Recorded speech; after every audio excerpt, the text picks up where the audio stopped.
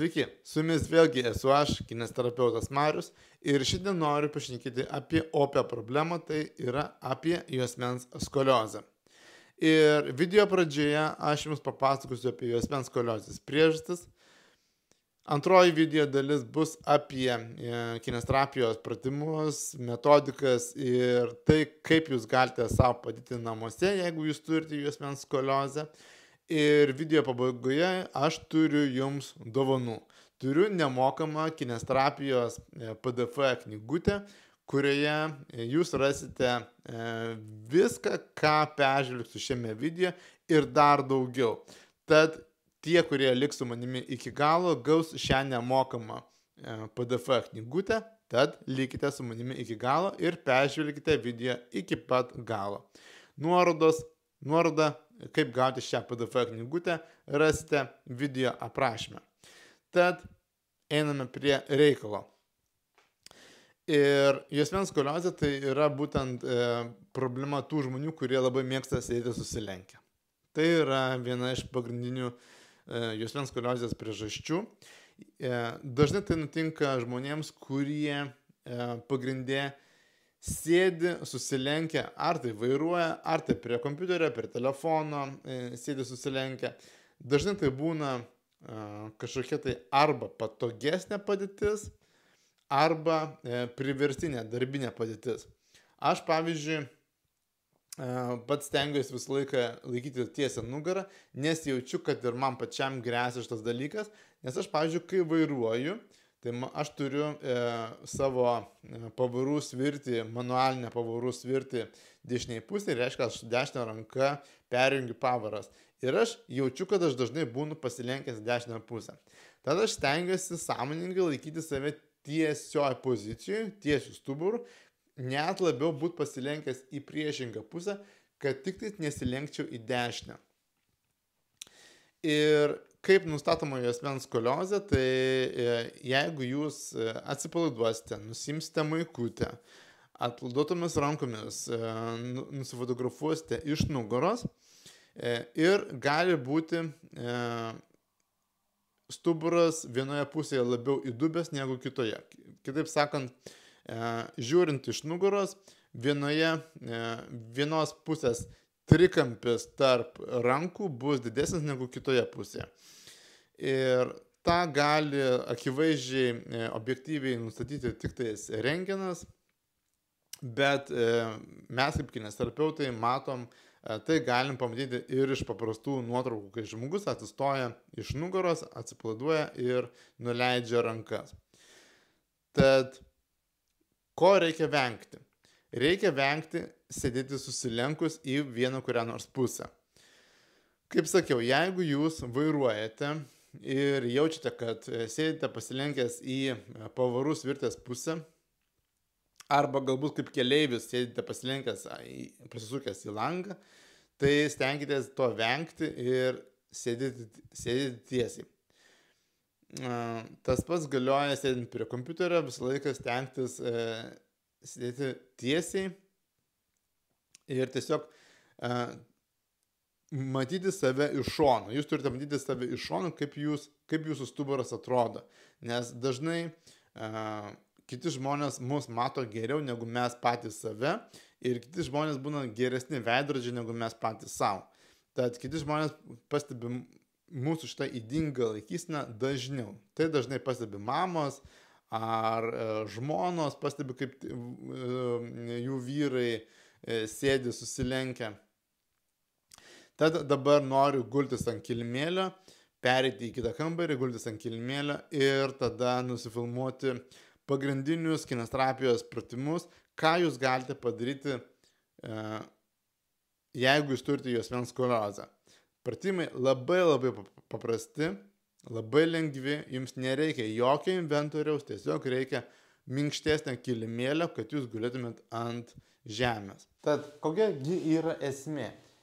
Esmė yra tokia, jeigu jūs turite juosmens skoliozę, reiškia, vienoje pusėje bus juosmens raumenys, tai yra kvadratinis juosmens raumuo ir kiti raumenys, kitos struktūros tarp dubens ir šonkaulio apatinės dalies bus sutrumpėję, kitoj pusėje jie bus ištempti. Ir ką mes turime daryti? Mes turime kiek įmanoma labiau atstatyti stuburą į lygią padėtį, į tiesią padėtį. Tai reiškia, mes turim sutrumpėjusią pusę tempti, atidaryti, o tos pusės, kur yra ištempti raumenys, kur yra silpni, juos reikia stiprinti. Tad visi pratimai ir yra į tai nukreipti. Parodysiu keletą pratimų, kuriuos galite daryti namuose. Jums tik tai reikės minkšto kilimėlio, kad galėtumėt atsisėsti arba atsigulti ant žemės. Ir kadangi aš dabar jau sėdžiu, tai padarysim pratimą atsisėdę. Įsivaizduokit, kad pavyzdžiui, juosmens skoliozė yra išsigaubimas yra dešiniai pusė. Reiškia, dešiniai pusė yra sutrumpėję raumenys. Ką mes turime daryti? Mes turime vienas iš pratimų. Pasiimti ranką dešinės pusės, ne? Dešinės pusės ranką dedu ant galvos. Ir jeigu mano dešinė pusė yra sutrumpėjusi, reiškia, aš darau įkvėpiu per nosį, išsitiesiu ir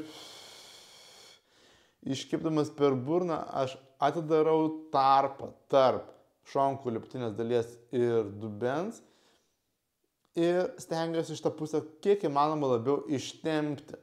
Ir tempimą laikau 10, 15, gal net ir ilgiau 20 sekundžių, maksimaliai iki 30 sekundžių. Ir atsipalaiduojam. Ranką mes galim dar papildomai padėti patempti, kad dar labiau atidarytume ir tarsi kaip vėduoklę išskėstume sutrumpėjusius raumenis, juos mes išilgintume. Ir tempimą turite išlaikyti 10, 20, maksimaliai 30 sekundžių. Ir tą daryti, pavyzdžiui, 6-8 kartus, bet yra ir kitų pratimų iš pačių įvairiausių padėčių, nes tikslas išlieka vienas – ištempti sutrumpėjusią pusę. Parodau kitą pratimą. Reiškia, darom taip, lygiai tą patį. Imu dešinę ranką, jeigu dešinės pusės raumenys man yra sutrumpėję, įkvėpiu per nosį ir iškvėpdamas per burną išsitiesiu. Ir dabar įsivaizduokit, kad jūs turit tarsi kaip, dažnas žmogus, kuris turės skoliozę, jisai galbūt net pasakys, kad aš jaučiu kaip gumbą, kaip tokį, sukietėjimą toj pusėje, ne? Tai jūs turite ne tik ištempti, bet jūs galite dar net iš vidaus tarsi įkvėpti tą savo sutrumpėjusią pusę, į tą savo gumbą ir taip padėti jam atsipalaiduoti. Tad, kai jūs jau ištempėt, jūs galite dar įkvėpti per nosį ir tarsi įkvėpti į tą pusę, į tą šoną, į tą savo dešinį pusę ir padėti jam dar labiau atsiverti, atsidaryti. Ir tada galite atsipalaiduoti, pakvėpuoti laisvai ir tada vienu judesiu tiek ištempti, tiek įkvėpti į tą sutrumpėjusią pusę, į tą savo gumbą. Aiškiai,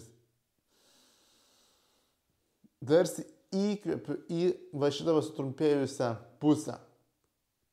Ir vėl kvėpuoju laisvai, stengiuosi, kad kiekvieno įkvėpimo metu aš įkvėpčiau į tą savo pusę. Ir taip kartokite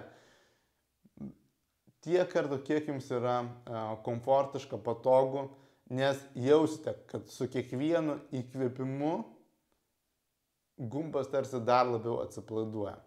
Ir jokiais būdais to negalite forsuoti, to negalite skubinti. tą turite daryti atsipalaidavę, nes jeigu jūs sėdėjote susilenkęs porą metų, dar daugiau 5 metus, jūs to netidarysite, nesugebėsite atpalaiduoti per vieną sesiją.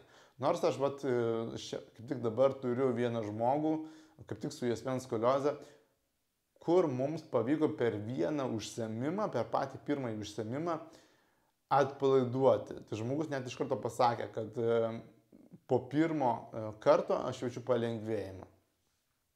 Gerai, tada gulamės ant žemės. Aš dabar gulsiu ant šono ir ką aš darysiu, tai aš, jeigu mano dešinės pusės yra sutrumpėjusi, aš guluosi ant kairio šono ir galim padaryti taip, reiškia, mes galim visiškai nuleisti galvą, nuleisti dešinę ranką,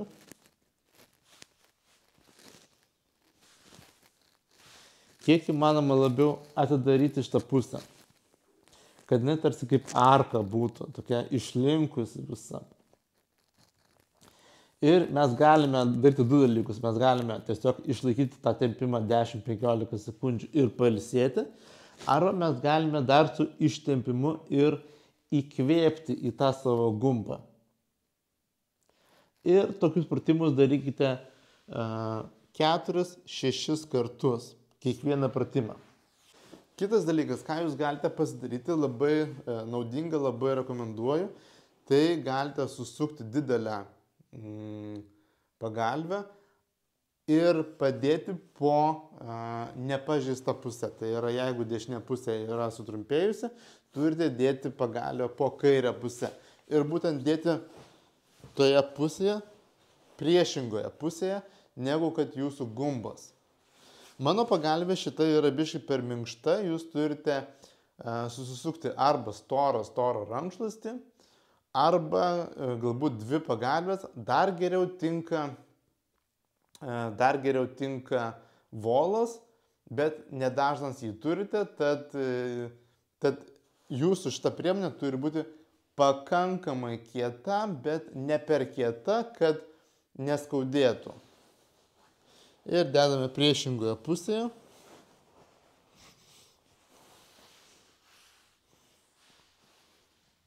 Viršutinę koją nuleidžiu. Ranką deduosi už savęs. Ir kadangi pagalvė yra biškai per minkšta, jinai turėtų būti kietesnė. Šitą pusę tarsi turi taip atsidaryti, išsikelti, pasidaryti kaip arką. Ir galite daryti vėlgi dviejų tipų pratimus. Galite išlaikyti tempimą įprastai arba tempimą su įkvėpimu į tą pusę. Kineziterapijos pratimai, kuriuos taikyčiau prie juosmens skoliozės, labai priklauso nuo to, kurioje pusė jums yra sutrumpėję. Į kurią pusę jums yra vadinamoji arka. Ta galima nustatyti tik tais arba iš nuotraukų, arba geriausiai parodo rentgenas. Ir jeigu jūs turite juosmens skoliozę arba nugaros skausmą ir norite, kad aš su jumis padirbėčiau individualiai ir jūs, pavyzdžiui, esate ne iš Vilniaus, mes galime susikalbėti, susiskambinti video skambučiu per Messengerį, per WhatsApp programėlės arba per visas kitas programėlės ir pasidaryti online treniruotės dėl jūsų problemos. Tad ačiū visiems, kurie žiūrėjo šitą video iki galo. Jeigu dar nesate užsiprenumeravę mano šio kanalo, būtinai tą padarykite ir paspauskite mygtuką prenumeruoti. Jeigu šitas video jums patiko, jums yra naudingas, būtinai paspauskite like, pasidalinkite su draugais ir parašykite komentarą, kuo šis video jums buvo naudingas. Galbūt informacija, galbūt nemokama PDF knygutė, galbūt pačiais pratimais. Ir dabar aš pasidalinu adresu, kuriuo galite atsisiųsti nemokamą PDF knygutę, kurioje rasite dar daugiau pratimų, dar daugiau informacijos. Ir jeigu jums reikia pagalbos, parašykite man, susisiekite ir spręsime jūsų problemą. Iki kitų video.